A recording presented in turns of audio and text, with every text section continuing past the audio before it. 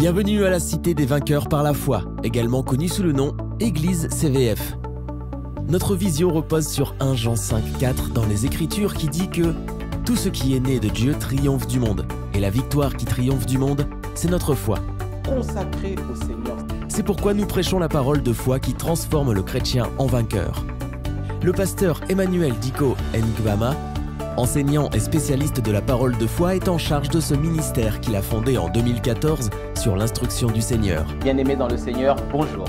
Je suis dans la joie de partager la parole de Dieu avec vous. Et nous sommes encore dans notre série « Tu es Yahweh ». Tu es Yahweh, Y-H-W-H. Et nous avons vu que lorsque le pasteur Diko avait commencé cette série, il nous avait dit que le nom de Dieu est tellement saint qu'il ne se prononçait pas. Nous servons un Dieu tellement extraordinaire que son nom avait été mis à part et que les sacrificateurs ne pouvaient même pas prononcer son nom. Et nous avons vu plusieurs noms de notre Dieu qui se révèle à nous de plusieurs manières en fonction des situations que tu peux traverser. On a déjà vu que notre Dieu se révèle comme Jéhovah Rapha, celui qui te guérit. On a vu que le Seigneur se révèle comme celui qui est avec toi dans les combats, Jéhovah Sabaoth. Nous avons vu également qu'il est notre berger. Et la semaine dernière, avec le Jack Anderson, nous avons vu que notre Dieu est le Dieu tout-puissant. El Shaddai, le Dieu de l'impossible. Alléluia. Et ce matin, j'aimerais te présenter une autre facette, si je peux dire ça comme ça, un autre nom de Dieu. Dieu se présente et veut se présenter à toi ce matin comme Jéhovah Shammah. Jéhovah Shammah qui signifie l'Éternel est présent. Alléluia. Est-ce que tu peux dire l'Éternel est présent? La présence de Dieu, finalement, elle est continue au travers de toute la création, mais on comprend que la présence de Dieu ne se révèle pas partout de la même manière. Partout, au même moment, de la même manière. Mais nous savons que notre Dieu est là. Non seulement il est présent, mais notre Dieu est également omniprésent. Donc il est présent avec nous, il est présent avec toi, il t'accompagne en tout lieu, partout où tu vas, l'Éternel est présent. Alléluia. Voilà pourquoi il avait été dit que Jésus allait porter le nom d'Emmanuel, qui signifie Dieu est avec nous. Comme pour te rappeler que ce Dieu-là que tu sers ne t'abandonnera jamais. Comme pour te rappeler que ce Dieu que tu sers est avec toi dans toutes les situations, dans toutes les épreuves, dans tout ce que tu traverses. Le Seigneur est là. Et nous allons lire le psaume 139, le verset 7 à 10. Psaume 139, verset 7 à 10. Nous sommes dans la version second 21. Où pourrais-je aller loin de ton esprit?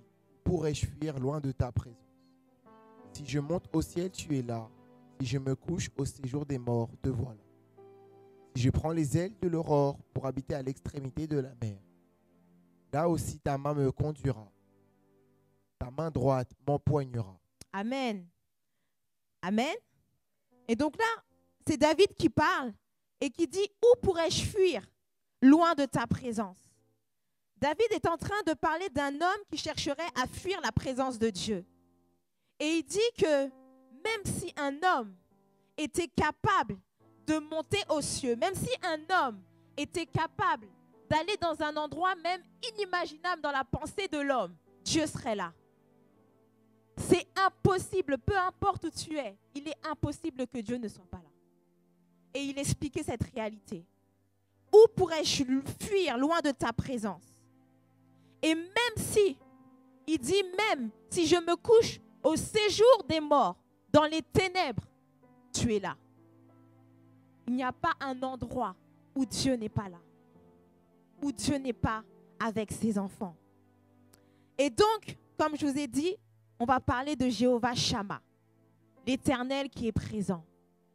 Et j'aimerais vous présenter 3 vérités, voir avec vous 3 vérités sur la manifestation de Dieu comme Jéhovah Shammah. La première vérité sur la manifestation de notre Dieu comme Jéhovah Shammah, c'est que le silence de Dieu ne veut pas dire qu'il est absent.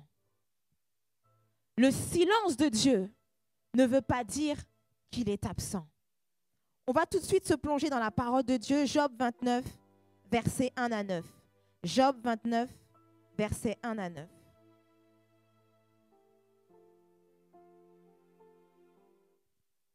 Job a continué son discours en disant: « Qui me fera revivre les mois passés, ou ces jours où Dieu veillait sur moi? Sa lampe brillait alors au-dessus de ma tête, et sa lumière me guidait dans la nuit. Qui me rendra les jours de mon âge, quand Dieu veillait en ami sur ma maison? À cette époque, le Tout-Puissant était encore avec moi et mes fils m'entouraient. Mes richesses débordaient comme un fleuve, des ruisseaux d'huile coulaient de mon prétoire. Quand j'allais vers la porte de la ville pour m'asseoir sur la porte, sur la place publique, les jeunes gens, en me voyant, se retiraient. Les vieillards se levaient et restaient debout. Les gens importants arrêtaient de parler et posaient la main sur leur bouche. Amen. Là, c'est Job qui parle. Job est un serviteur de l'Éternel. J'aime beaucoup le personnage de Job parce que la Bible nous parle de Job et c'est un contexte qui est assez particulier puisque c'est un dialogue quand on regarde dans Job au chapitre 1. On voit que c'est un contexte particulier parce que c'est Dieu qui commence à parler avec Satan. Et Dieu parle à Satan, il lui dit, mais où étais-tu? Que fais-tu? Et Satan lui dit, je suis là, je suis sur la terre, je parcours la terre. Et c'est Dieu lui-même qui dit, pendant que tu parcourais la terre, est-ce que tu as vu mon serviteur Job? Est-ce que tu l'as vu? Il est droit, il est intègre, il se détourne du mal. En gros, il lui a dit, est-ce que tu vois mon gars là? Ça, c'est mon gars, c'est Job. Bon, c'est pas écrit comme ça dans la Bible, hein? Mais il dit, ça, c'est mon gars Job, intègre. Et Satan, il lui dit, mais s'il est intègre comme il est intègre, s'il te craint comme il te craint, c'est parce que tu le bénis. Et à partir de ce moment-là, le Seigneur laisse un accès au diable pour toucher, si je peux dire ça comme ça, les biens de Job. Et à partir de là, Job va commencer à être éprouvé. Il va être éprouvé au niveau de ses biens, au niveau de sa famille. Lui qui était riche va commencer à perdre ses biens. Lui qui était en bonne santé va commencer par passer par la maladie. Lui qui était apprécié de tous va commencer à être accablé par sa famille, par sa femme. Et il va faire face à beaucoup de situations. Et là, Job va commencer à se parler à lui-même. Et il va dire, mais où est ce Dieu qui veillait sur moi?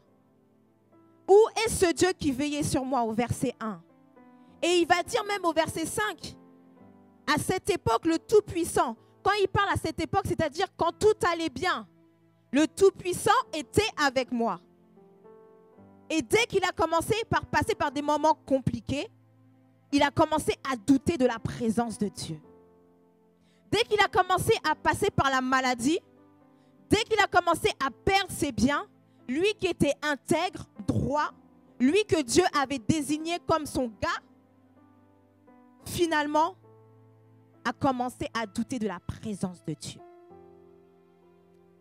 Et là, l'Éternel va lui répondre quelque chose d'extraordinaire. Dans Job 38, au verset 1 à 9. Job 38, verset 1 à 9. Alors, du milieu de la tempête, le Seigneur a répondu à Job. Il lui a dit, toi qui rends mes projets obscurs, en parlant comme un ignorant, qui es-tu? Prépare-toi, sois un homme. Je vais te poser des questions et tu me donneras des explications. Où étais-tu quand je plaçais la terre sur ses fondations? C'est la vérité, renseigne-moi. Qui a décidé cette dimension? Est-ce que tu le sais? Qui a tendu la corde pour la mesurer? Qui porte la terre sans fond sur quoi? Qui a posé sa dernière pierre? Quand les étoiles du matin chantaient tout ensemble, quand les habitants du ciel lançaient leurs cris de joie, quand la mer est sortie en jaillissant le ventre de la terre qui a formé les portes pour la retenir. C'est moi et je l'ai couvert de nuages, je l'ai enveloppé dans un pagne de brume. Amen. Là, c'est l'Éternel qui parle à Job. Alors que Job était en train de se dire, mais où est ce Dieu qui veillait sur moi? Où était le Tout-Puissant qui était avec moi lorsque j'avais des biens, lorsque j'avais ma femme, lorsque j'avais mes enfants? Où est maintenant ce Dieu pendant que je traverse la maladie, pendant que je traverse des moments compliqués? Et Dieu lui répond, Job, mais où étais-tu quand je plaçais la terre sur ses fondations? Autrement dit, où étais-tu quand j'étais en train de créer la terre? Il lui dit tout simplement que depuis le commencement, j'étais déjà là. Et maintenant, tu me demandes où je suis? Le Seigneur te dit ce matin, peut-être que tu as douté de sa présence, mais il te dit que depuis le commencement, il était déjà. Et il est dans ta situation. Donc, comment toi, Job, qui me connais, qui a une relation avec moi, tu peux remettre en cause ma présence? Comment tu peux remettre en cause ma présence? Alors que Job avait déjà expérimenté la présence de Dieu à plusieurs reprises. Alors que Job avait vu la main de Dieu sur sa vie et sur sa famille. Comme je vous ai dit, il a commencé à douter.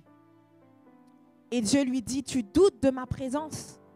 Moi qui ai créé toutes choses, comment peux-tu douter de ma présence? Et j'aime le verset 1. Est-ce que tu peux remettre le verset 1?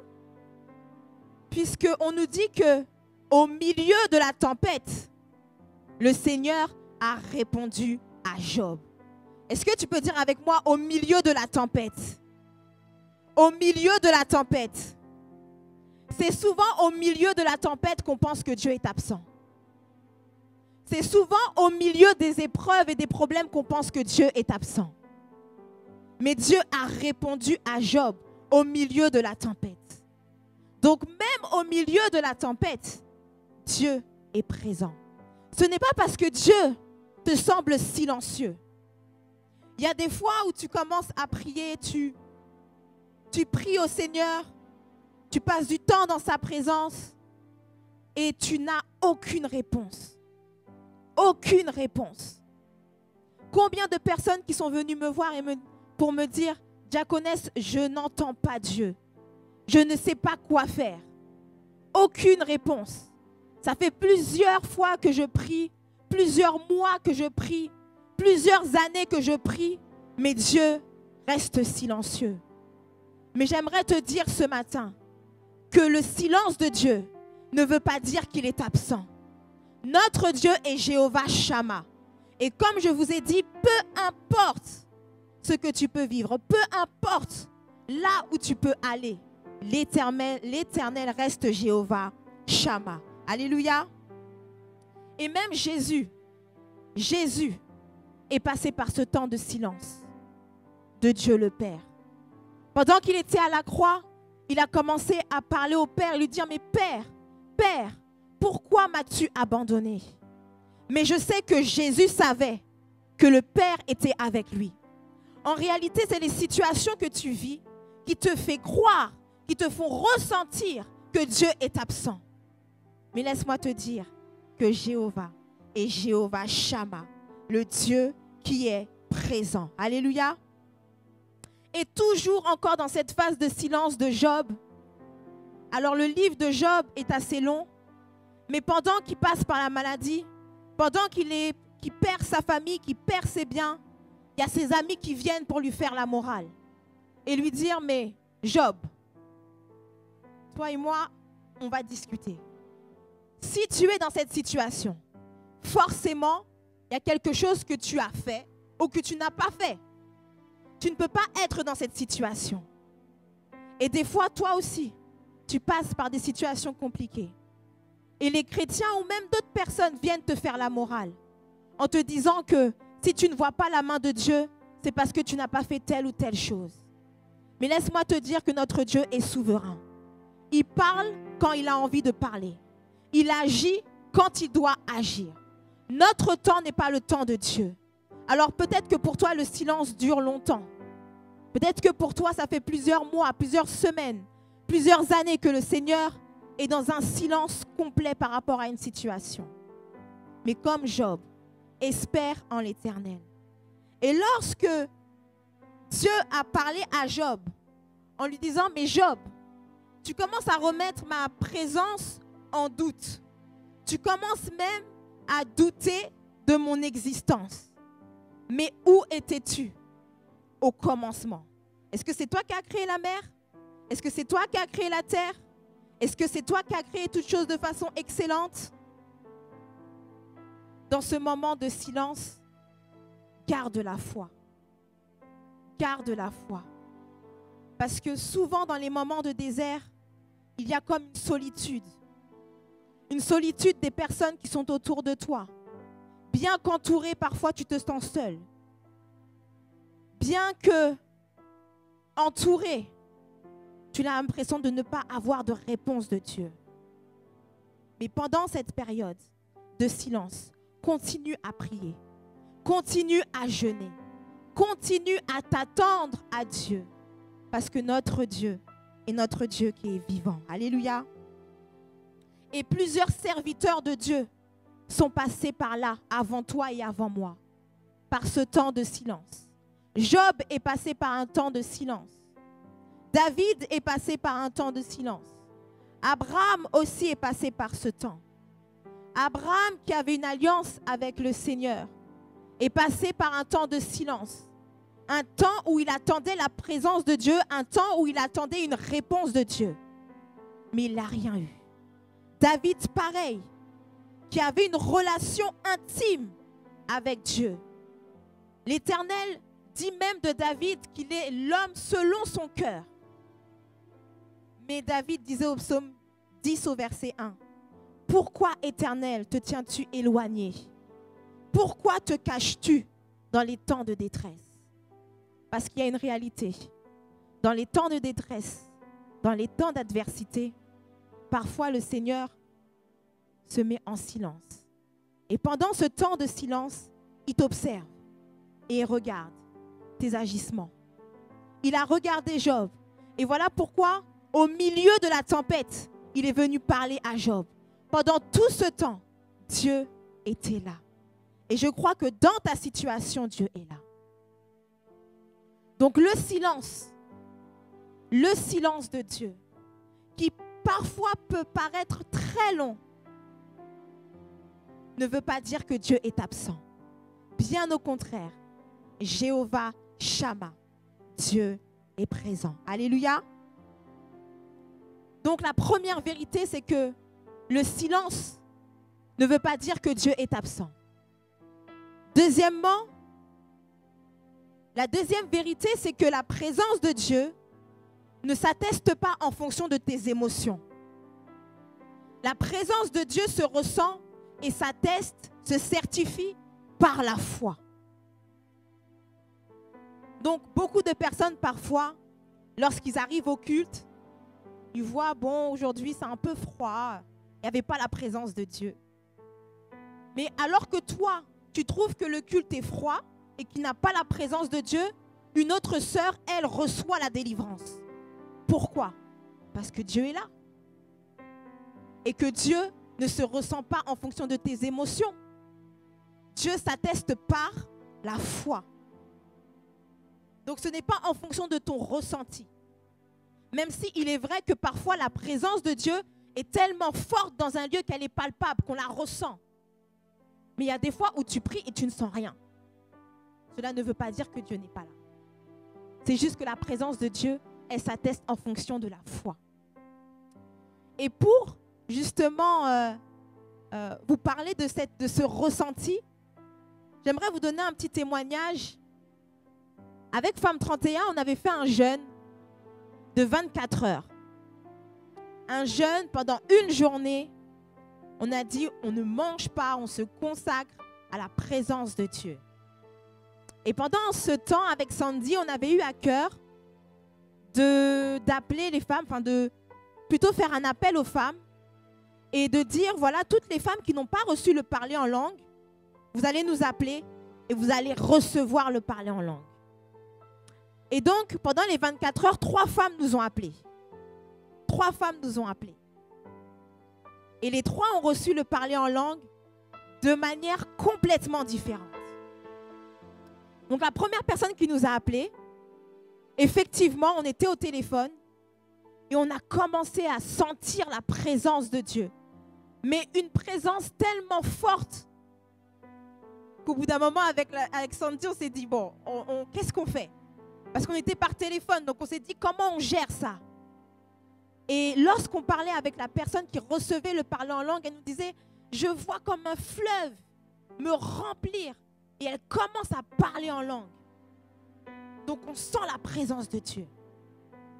Donc ça, c'est la première personne qui nous appelle. Deuxième personne qui nous appelle. Elle me dit, oui, je veux recevoir le parler en langue. D'accord? Donc pareil, même cheminement, on pose les mêmes questions, on fait les mêmes choses. Il n'y a rien de différent qu'on a fait avec les 3 femmes. On a posé les mêmes questions, on a prié de la même manière. Donc première femme, on ressent une présence de Dieu très forte. Deuxième personne qui nous appelle, on prie, elle reçoit le parler en langue. Et là, on lui dit, mais qu'est-ce que tu ressens? Elle me dit, je ressens un feu comme dans mon ventre, un feu dans mon ventre. Ok, continue, continue. Et elle reçoit le parler en langue. Et là, l'intensité n'était pas la même que pour la première femme. Mais elle a reçu le parler en langue. Dieu était là. Amen. Troisième femme qui nous appelle. Donc là, je suis au parc avec la sœur Sandy. Je lui dis, sœur Sandy, une femme m'a appelé. Là, dans 5 minutes, elle va recevoir le parler en langue. Et là, c'est assez particulier puisqu'on appelle la femme. Même cheminement, même question, pareil. Et là, on prie. Donc la conversation ne dure même pas 5 minutes. Hein. En 5 minutes, elle reçoit le parler en langue. Et là, elle nous dit, c'est ça le parler en langue? Oui, c'est ça. Elle me dit, mais j'ai rien senti. J'ai rien ressenti. Mais je lui dis, mais tu t'attendais à quoi? À quoi tu t'attendais lorsque tu allais recevoir le parler en langue? Et là, elle me dit, mais je ne sais pas, je pensais que j'allais pleurer, que j'allais tomber, je ne sais pas. Et on n'a rien ressenti. Et elle a reçu le parler en langue. Dieu était là ou pas? Dieu était là ou pas? 3 façons de recevoir le parler en langue. 3 ressentis différents de la présence de Dieu. Mais Dieu était là. Dieu était là. Voilà pourquoi tu ne dois pas minimiser. Lorsque tu viens dans la présence de Dieu, ne minimise pas le temps que tu passes dans la présence de Dieu. Ne minimise pas le temps quand tu viens dans la maison de Dieu, puisque la présence de Dieu est là. Ésaïe 43, verset 2. Verset 1 à 5, pardon. Ésaïe 43, verset 1 à 5. Maintenant, voici ce que dit l'Éternel, celui qui t'a créé Jacob, celui qui t'a façonné Israël. N'aie pas peur, car je t'ai racheté. Je t'ai appelé par ton nom. Tu m'appartiens. Tu traverses de l'eau, je serai moi-même avec toi. Tu traverses les fleuves, ils ne te submergeront pas. Tu marches dans le feu, tu ne brûleras pas, et la flamme ne te fera pas de mal. En effet, je suis l'Éternel ton Dieu, le Saint d'Israël ton Sauveur. J'ai donné l'Égypte en rançon pour toi, l'Éthiopie et Saba à ta place. Parce que tu as de la valeur à mes yeux, parce que tu as de l'importance et que je t'aime, je donne des hommes à ta place, des peuples en échange de ta vie. N'aie pas peur, car je suis moi-même avec toi. Je ramènerai ta descendance de l'Est et je te rassemblerai de l'Ouest. Amen. Est-ce que tu peux relire le verset 3, s'il te plaît? En effet, je suis l'Éternel, ton Dieu, le Saint d'Israël, ton Sauveur. J'ai donné l'Égypte en rançon pour toi, l'Éthiopie et Saba à ta place. Amen. l'Éternel rappelle à ce moment-là qu'il appartient, qu'il y a une alliance avec le peuple d'Israël. Il dit, en effet, je suis l'Éternel, ton Dieu. Je t'appartiens, tu m'appartiens. À qui tu appartiens? Et il lui dit, je suis là.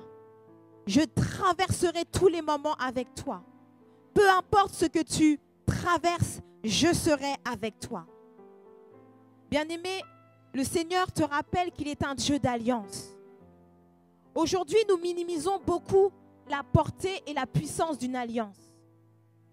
L'alliance, elle est basée sur les profits et les besoins de l'autre. Et à l'époque, on savait que, et jusqu'à présent, qu'une alliance ne peut pas se rompre comme ça. Elle peut se rompre uniquement par la mort d'un des signataires.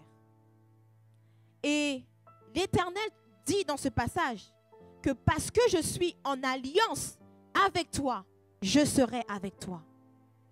Autrement dit, c'est comme si Dieu était obligé d'être avec nous parce qu'il est en alliance avec nous. Cette même alliance qu'Abraham avait avec l'Éternel, cette même alliance que le peuple d'Israël avait avec l'Éternel, toi-même, tu as cette alliance. Et l'Éternel te dit que parce que je suis en alliance avec toi, je serai avec toi. Il dit dans le verset 1, je t'ai appelé par ton nom. Tu m'appartiens. Nous appartenons à Dieu. Il est en alliance avec nous. Je suis l'Éternel, ton Dieu, le Saint d'Israël. Et tous les serviteurs de Dieu qui étaient en alliance avec le Seigneur, à qui le Seigneur avait promis d'être avec eux, même s'ils pouvaient avoir des paroles qui pouvaient nous faire ressentir comme par exemple Job, qui ressentait que peut-être que le Seigneur n'était pas avec lui, mais il savait qu'il avait une alliance. Abraham savait qu'il avait une alliance avec Dieu. Combien de temps Abraham a attendu? Nous avons vu Abraham la semaine dernière avec El Shaddai. Combien de temps a-t-il attendu? Il a attendu parce qu'il savait qu'il avait une alliance avec Dieu. Et que peu importe le temps qui allait passer, forcément Dieu allait agir parce qu'il y avait une alliance. L'alliance contraint l'une des parties à honorer les profits et les intérêts de l'autre. Dans le contenu de ton alliance avec Dieu, il y a sa présence continue.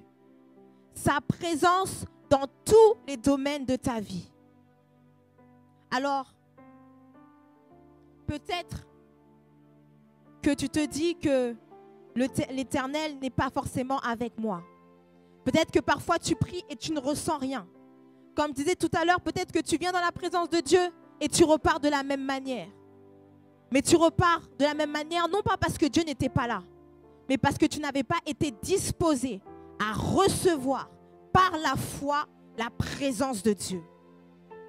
Quand tu arrives dans ce lieu, ou quand tu rentres dans la présence de Dieu dans ta chambre, attends-toi à recevoir par la foi la présence de Dieu.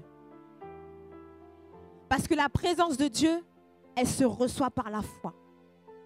C'est ce qu'on disait à toutes les femmes qui ont reçu le parler en langue, les 3 femmes. Le parler en langue se reçoit par la foi. Si tu veux recevoir quelque chose du Seigneur, si tu veux finalement ressentir la plénitude de la présence de Dieu, ça se passe avant tout dans la foi et après par les émotions. Donc arrêtons de jauger la présence de Dieu par rapport à ce qu'on ressent. Arrêtons de jauger la présence de Dieu par rapport à tel chant, tel musicien. Non. La présence de Dieu est continue parce que dans l'alliance qu'il a avec toi, il te dit qu'il sera avec toi tous les jours de ta vie. Alléluia. Donc comme je vous ai dit, 3 vérités ce matin sur Jéhovah Shammah, l'Éternel qui est présent. La première chose, c'est que le silence de Dieu ne veut pas dire qu'il est absent. La deuxième chose, c'est que la présence de Dieu ne se jauge pas ne se certifie pas, ne s'atteste pas par nos émotions, mais elle s'atteste par la foi. Elle se reçoit par la foi.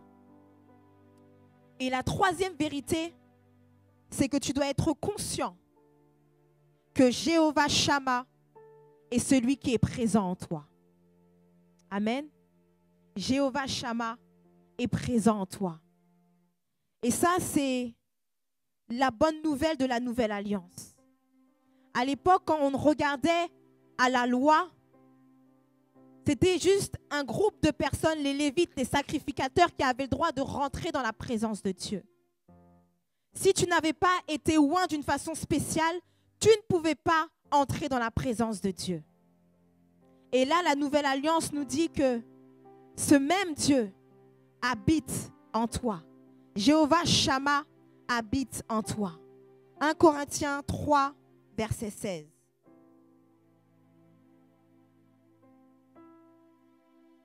Ne savez-vous pas que vous êtes le temple de Dieu et que l'Esprit de Dieu habite en vous? Amen. Est-ce que tu peux lire en version parole de vie? Vous êtes le temple de Dieu et l'Esprit de Dieu habite en vous. Vous ne savez donc pas cela? Amen. Tu es le temple de Dieu. Tu es le temple de Dieu et l'Esprit de Dieu habite en toi. Alléluia. Alléluia. Donc, cette bonne nouvelle de la nouvelle alliance, c'est que Dieu, Jésus, Jéhovah Shammah, habite en toi. Non seulement il est présent partout, non seulement notre Dieu est omniprésent, non seulement ton Dieu est avec toi dans tout ce que tu traverses, mais Dieu habite en toi. L'Esprit de Dieu habite en toi.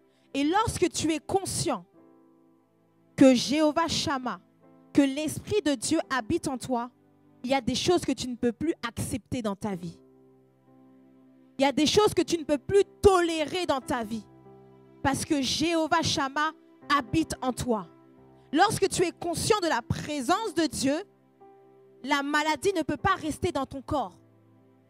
Ce n'est pas qu'elle ne peut pas rester dans ton corps, mais tu ne peux pas la tolérer. Tu ne peux pas l'accepter. Quand tu es conscient que tu es le temple du Saint-Esprit, il y a des choses que tu ne peux plus accepter. La maladie ne peut plus être acceptée. Les oppressions du diable ne peuvent plus être acceptées. Oui, forcément, il va y avoir des moments où tu vas être oppressé. Mais tu ne peux pas les accepter. Tu ne peux pas les chérir, si je peux dire ça comme ça. Parce que ton corps est le temple du Saint-Esprit. Donc, lorsque tu es conscient que le Saint-Esprit est en toi, tu ne peux plus tolérer la maladie. Tu ne peux plus tolérer les oppressions. Tu ne peux plus tolérer les échecs. Tu ne peux plus tolérer la pauvreté. Parce que le Saint-Esprit est en toi. Et c'est ce que nous avons en plus de tous les serviteurs de Dieu que nous avons cités tout à l'heure. Que ce soit Abraham, que ce soit David, que ce soit Job. Toutes ces personnes-là avaient une relation intime avec Dieu. Mais ils n'avaient pas le Saint-Esprit en eux comme toi et moi. Voilà pourquoi Jésus, lorsqu'il est parti, il a dit, vous ferez de plus grandes choses que moi. Parce que le Saint-Esprit, je vous envoie le Saint-Esprit, je vous envoie le Consolateur qui habitera en vous. Et quand tu es conscient que Jéhovah Shammah, que l'Éternel, notre Dieu puissant, habite en toi, que le Saint-Esprit habite en toi, 24 heures sur 24, 7 jours sur 7, tu ne peux pas tolérer des choses qui sont contraires à la parole de Dieu. Et donc, lorsque tu es conscient de cela, lorsque tu es conscient que le Saint-Esprit habite en toi, malgré les épreuves, malgré les choses que tu peux passer, malgré les temps de désert et de silence, c'est vraiment l'assurance de la réussite. C'est l'assurance du bonheur. C'est l'assurance de la paix. C'est l'assurance de la vie Zoé. Complètement manifestée en toi. Alléluia. Alléluia.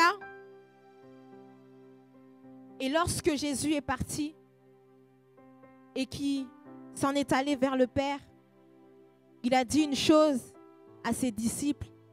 Il a dit, et voici, je serai avec vous tous les jours de votre vie. Et nous savons que notre Dieu n'est pas un Dieu pour mentir. S'il a dit qu'il sera avec toi tous les jours, ça veut dire tous les jours. Même dans les moments qui te semblent compliqués, même les moments où les personnes semblent t'abandonner, même là où tu penses avoir perdu un ami cher, même là où tu penses avoir perdu de la famille, même là où tu penses que tout le monde te trahit, où tu ne peux plus faire confiance à qui que ce soit, crois seulement que Jéhovah Shammah est présent dans ta vie. Alléluia. Et donc, pour conclure le message de ce matin, le Seigneur voulait vraiment rappeler à une personne qu'il est là, qu'il est présent, au-delà des épreuves. Job est passé par tout un tas d'épreuves. Job était une personne reconnue. Job était une personne riche. Job était prospère. Et il est arrivé à un moment où il a été frappé. Et la maladie a commencé à le ronger. Et lorsque la maladie a commencé à le ronger, c'est là où il a douté de la présence de Dieu. Bien-aimé, parfois la présence de Dieu, peut-être que tu ne ressens pas la présence de Dieu, le silence de Dieu t'accable et devient vraiment lourd dans ta vie. Mais je pense que parfois c'est un test pour observer les personnes qui croient en fonction des bons et des mauvais moments en sa parole. Donc Jéhovah Shammah, le Dieu qui est présent, malgré son silence. Dieu est présent, peu importe ce que tu peux ressentir ou ne pas ressentir. Et Dieu est présent, tout simplement parce qu'il habite en toi, que tu es le temple du Saint-Esprit. N'oublie jamais qui tu es. N'oublie jamais l'identité que tu as en Christ. Et n'oublie jamais que ton Dieu t'a dit qu'il sera avec toi tous les jours de ta vie. Nous allons prendre un dernier passage avant de terminer. Et nous allons passer un temps dans la prière dans Josué 1, verset 9. Josué 1, verset 9. Ne t'ai-je pas ordonné, fortifie-toi et prends courage, ne sois pas effrayé ni épouvanté, car l'Éternel ton Dieu est avec toi où que tu ailles. Amen. Est-ce que tu peux relire encore ce passage dans la version Parole de vie? Je t'ai commandé d'être fort et courageux, ne tremble pas, n'aie pas peur, car moi, le Seigneur ton Dieu, serai avec toi partout où tu iras. Amen. Ça, c'est une parole que le Seigneur a donnée à Josué au moment où il allait passer à une autre saison de sa vie. Au moment où il allait rentrer dans un combat qui allait être décisif pour lui. Et le Seigneur lui dit, je t'ai commandé d'être fort. De la même façon dont il a parlé à Josué, le Seigneur veut te parler de la même manière. Il te commande d'être fort. Dans les moments où peut-être tu penses qu'il n'est pas là, il te commande d'être fort. Il te dit, fortifie-toi et prends courage. N'oublie pas que je suis avec toi. N'oublie pas que je suis dans toutes tes entreprises. Et il dit à la fin, car l'Éternel, ton Dieu, est avec toi dans tout ce que tu entreprendras. L'Éternel te dit ce matin, peu importe la situation, il sera avec toi dans tout ce que tu entreprendras. Jéhovah Shammah, l'Éternel est présent en tout temps, en toutes circonstances, et il habite en toi. Amen. Est-ce que tu as été béni ce matin? Alléluia.